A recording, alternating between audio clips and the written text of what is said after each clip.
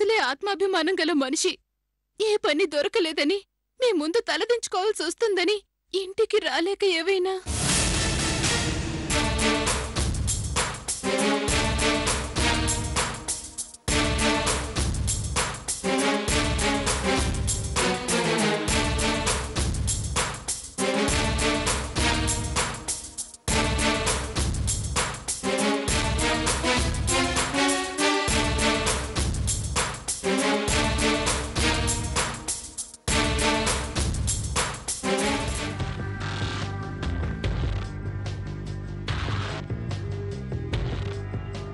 అమ్మా, ఏంటి మాటి మాటికి బయటకు చూస్తున్నావు?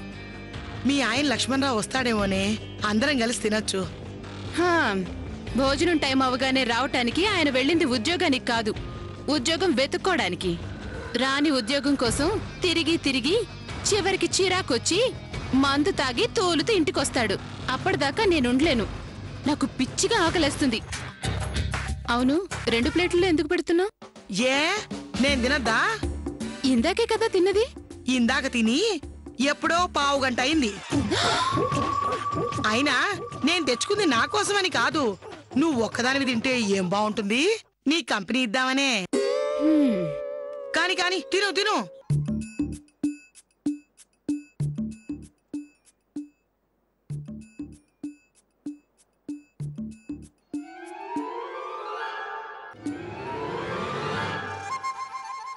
పప్పు సూపరే. అవును, అభి వాళ్ళు వస్తారంటావా? నీకెందుకెను తిను.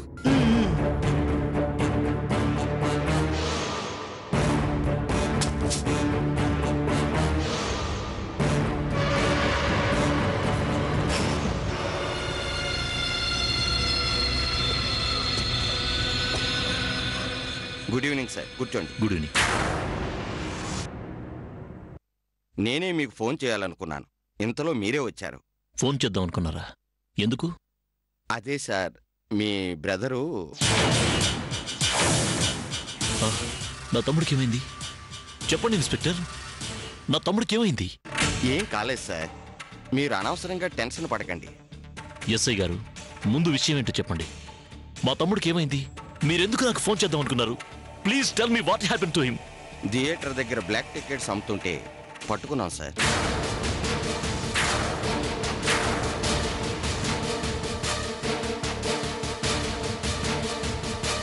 What do you mean? అవును సార్, ఎవరో అనుకుని తీసుకొచ్చాం. తీరా తీసుకొచ్చాక మీ తమ్ముడని తెలిసింది. దయచేసి వెళ్ళిపోమ్మని ఎంత చెప్పినా అతను వినటం లేదు, బయటికి రానంటున్నాడు. అందుకే మీకు ఫోన్ చేద్దాం అనుకున్నాను. ఎక్కడున్నాడు వాడు? అదిగో ఆ సెల్లో ఉన్నాడు.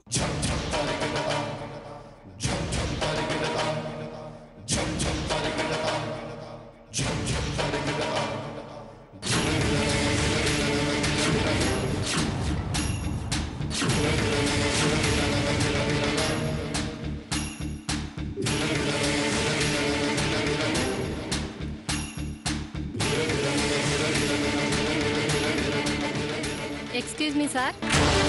వచ్చేసారా? మీడియా వాళ్ళు వచ్చారేంటి? ఏం లేదు సార్, క్రైమ్ రేట్ మీద చిన్న ప్రెస్ మీట్ ఉంది, అందుకే వస్తున్నారు. ఈ విషయం లీకోకుండా కొంచెం జాగ్రత్తగా మేనేజ్ చేయి. సార్ రెడీయా సార్? ఓ 10 మినిట్స్ వెయిట్ చేయండి, చిన్న పని ఉంది. అయిపోయిన వెంటనే ప్రెస్ మీట్ స్టార్ట్ చేద్దాం. Okay sir. సార్, మీరు అభిరామ్ చంద్ర గారు కదూ, మీరేంటి ఇక్కడ?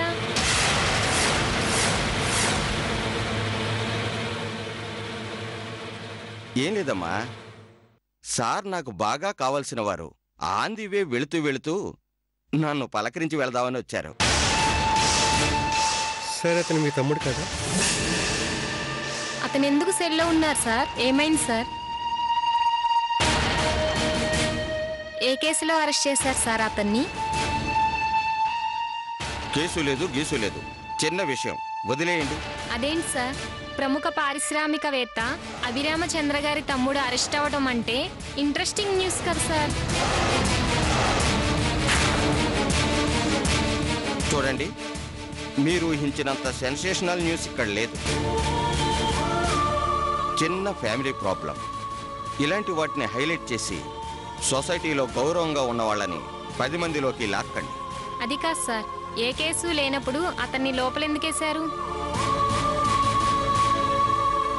ఇది బ్లాక్ టికెట్ల కేసు, బ్రౌన్ షుగరో హెరాయిన్ కేసో కాదు. నేను పిలుస్తాను, మీరు వెళ్ళండి. Okay sir. నాగేశ్వరరావు,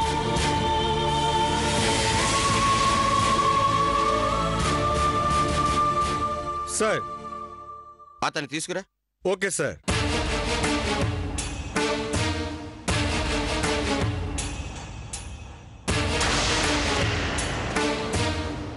సార్,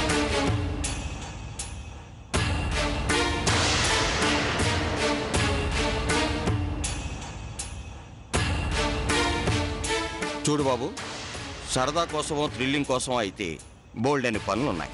చండాలంగా ఈ బ్లాక్ టికెట్లు అమ్మడం ఏంటయ్యా? మీడియా ముందు ఏదో మేనేజ్ చేశాం కాబట్టి సరిపోయింది. లేకపోతే ఈ పార్టీకి ఫ్లాష్ న్యూస్ వచ్చి మీ అన్నయ్య గారి పరువు పోయి ఉండేది. తీసుకెళ్ళండి sir. Thank you. Welcome sir.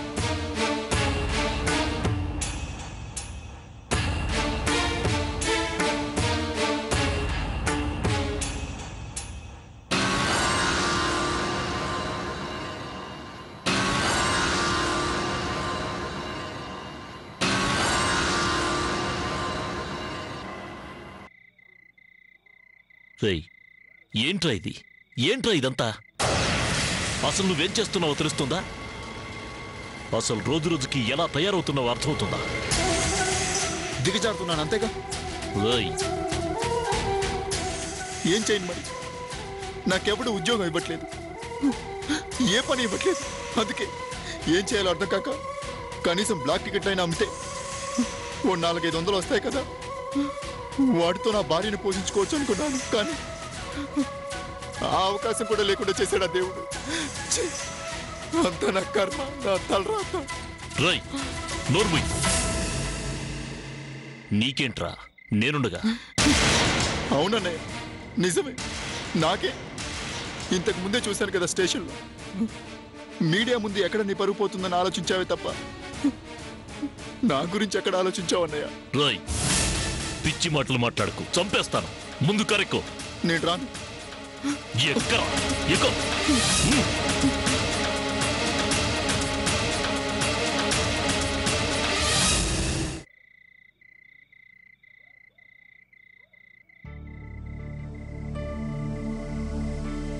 రే ఆది, ఊర్మిళ,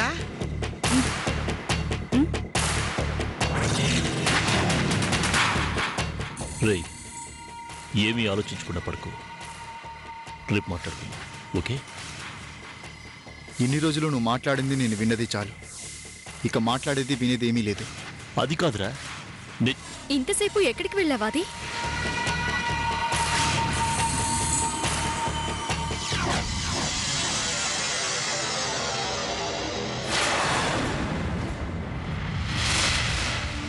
అల్లుడు వచ్చావా? ఇంతసేపు ఎక్కడికి వెళ్ళావయ్యా? నీకు పని దొరకలేదన్న ఆలోచనతో, నువ్వు ఏమైపోతావో ఏమో అన్న బెంగతో ఉదయం నుంచి సింధు మంచినీళ్ళు కూడా ముట్టుకోలేదయ్యా. కడుపుతో ఉండి కూడా ఒక్క ముద్ద కూడా తినలేదయ్యా. కళ్ళు తిరిగి సొమ్మసిల్లి పడిపోయింది. చూడు బాబు, నీ గురించి ఆలోచించి ఆలోచించి ఎంత నీరస పడిపోయిందో. సింధు ఉన్న కండిషన్లో తిండి తినకపోతే ఎలా? మీరైనా బలవంతంగా పెట్టాల్సింది. ఎంత కన్నతల్లినైతే మాత్రం నా మాట ఎక్కడుంటుంది బాబు? ఈ ప్రపంచంలో దానికి నువ్వు తప్ప ఎవ్వరూ కనపడరు. నీ మీద అంతలా ప్రాణం పెట్టుకుంది బాబు. ఉదయం నుండి సింధు ఏమి తినకపోతే నువ్వేం చేస్తున్నావు వదినా? అది కాదు అది, నేను సింధుని. అర్థమైంది వదినా. నేను అన్నయ్యని ఎదిరించి మాట్లాడానని మనసులో ఏదో పెట్టుకుని ఇలా సాధిస్తున్నావు కదా.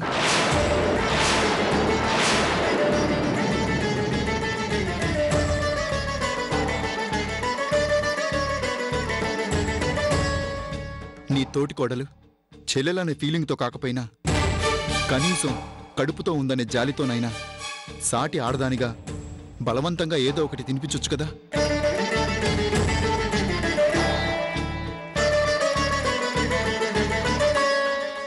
అన్నయ్య ఏమో నాకెక్కడ పని దొరకకుండా చేసి నిలువ నీడ లేకుండా చేస్తున్నాడు.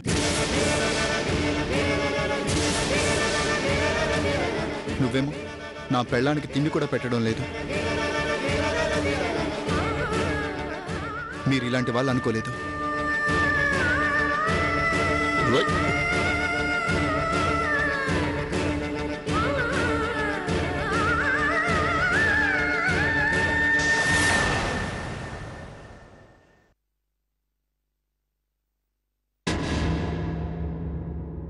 ఆవిడ గారికి ఇవన్నీ ఎక్కడ అర్థమవుతాయి బాబు?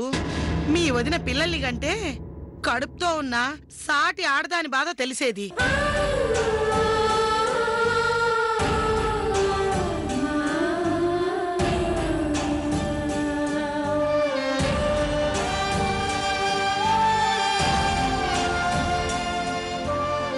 అమ్మా, అది అలా మాట్లాడతావేంటి? అక్క బావులెంత బాధపడతారు చెప్పు. నేను తినకపోతే అక్కేం చేస్తుంది పాపం? ఇదిగో ఈ మంచితనమే. ఇలా వెనకేసుకొచ్చి గౌరవంగా చూడబట్టే మనల్ని పిచ్చి వాళ్ళని చేస్తున్నారు. బయటికి వెళ్దామని ఎంత చెప్పినా నువ్వు వినవు. ఇంట్లో ఉంటే ఇలాంటి అవమానాలన్నీ భరించాలి.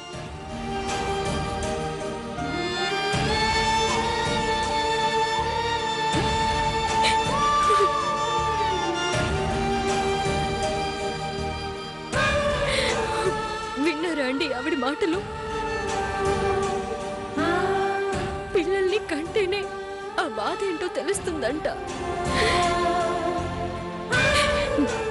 నాకు పిల్లలు లేరని ఎలా ఎత్తి పొడుస్తుందో చూడండి. ఆవిడన్నంత మాత్రాన నువ్వు గొడ్రాలు అయిపోతావా? పిల్లలు పుట్టకుండా పోతారా? మనకు పిల్లలు ఈ రోజు కాకపోతే రేపు పుడతారు. వాళ్ళ గురించి మనకు తెలిసిందేగా. వాళ్ళ మాటలను పట్టించుకుంటే ఎలా? అది కాదండి, నా మీద నింద పడేటట్టు చేసి నీరసం వచ్చినట్టు ఎలా నటిస్తుందో చూడండి. ఎందుకు భూమి? మీ ఆడవాళ్ళు ఇంట్లో సమస్యలు వదిలేసి ఇలాంటి చిన్న చిన్న వాటి గురించి ఆలోచిస్తారు? మనం ఉన్న పరిస్థితుల్లో ఆలోచించాల్సింది ఇటువంటి వాటి గురించి కాదు, ఆది గురించి. సింధు నిజస్వరూపం ఏదో ఒకరోజు బయటపడుతుంది. కానీ ఈలోగా నా తమ్ముడు ఏమైపోతాడన్న భయంగా ఉంది.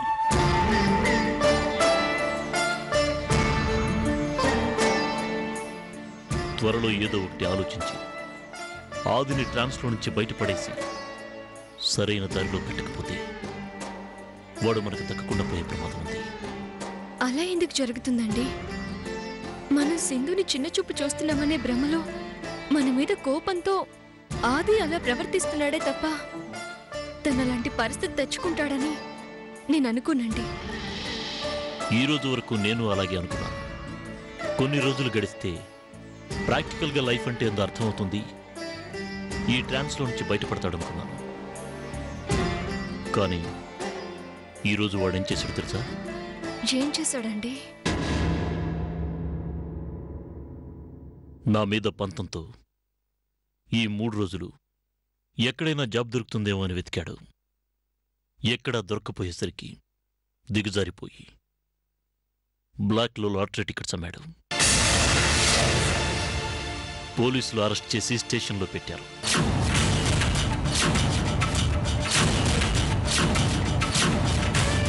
ఆవేశం ఎలాంటి పన్నైనా చేయిస్తుంది, ఎంతటి వాడినైనా దిగజారుస్తుంది.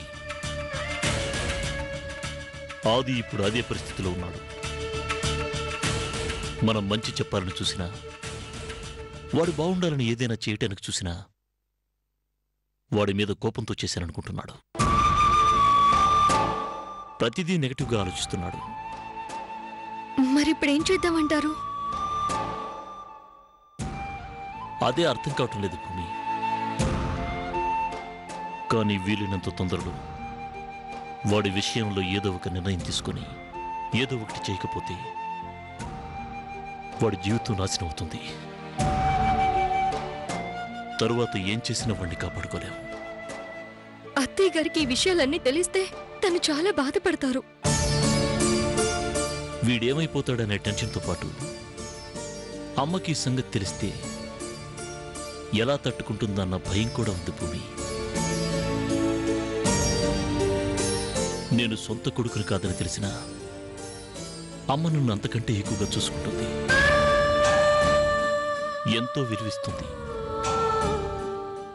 ఇంటి బాధ్యతంతా నా మీద పెట్టి తమ్ముడి విషయంలో కూడా నేనున్నాననే ధైర్యంతో ఉంది. ఇప్పుడు తమ్ముడు ఇలా అయ్యాడని తెలిస్తే అమ్మ తట్టుకోవడం చాలా కష్టం.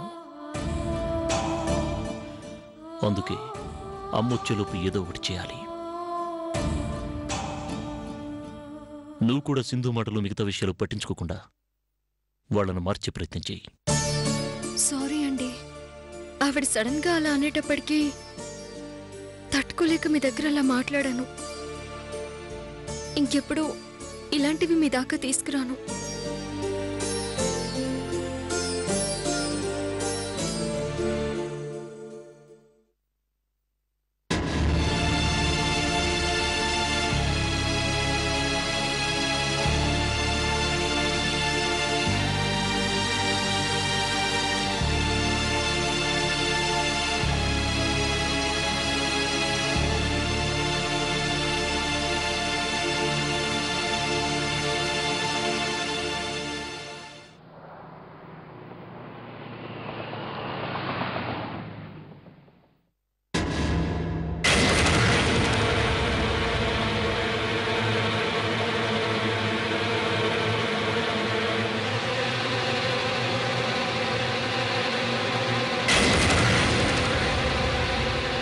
బాగున్నావా బాబు?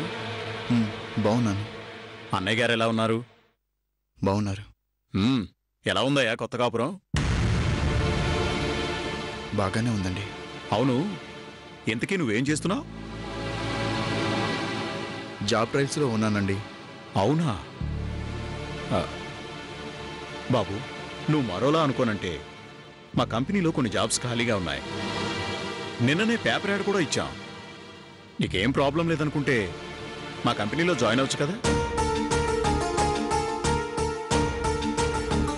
చూడు బాబు, మాలాంటి వాళ్ళ చిన్న చిన్న కంపెనీల్లో మీలాంటి గొప్పవాళ్ళు ఉద్యోగం చేయాలంటే కాస్త ఆలోచిస్తారని నాకు తెలుసు. కాకపోతే మీ కుటుంబం మీద ఉన్న కృతజ్ఞత కొద్దీ జాబ్ చేస్తావా అని అడిగాను. ఏమనుకోకే? చచ్చా, అలాంటిదేం లేదండి. మీ ఆఫీస్లో జాబ్ చేయడానికి నాకు ఎలాంటి ఇబ్బంది లేదు. చాలా సంతోషం బాబు. కాకపోతే చిన్న కండిషన్. కండిషనా? ఏంటన్నది? నువ్వు నా దగ్గర జాబ్ చేస్తున్నట్టు మీ అన్నయ్య గారికి తెలియకూడదు. ఏం లేదు బాబు, మీ అన్నయ్య గారి గురించి నీకు తెలియదేముంది. కష్టపడి ఉద్యోగం సంపాదించి శ్రమపడి జీవితంలో ఎదగాలి అని నమ్మే వ్యక్తి ఆయన. అలాంటిది నీకిలా ఉద్యోగం ఇచ్చానని తెలిస్తే ఏమైనా అనుకుంటారేమోనని. అంతకు మించి ఇంకేమీ లేదు బాబు. సరే అండి, అలాగే.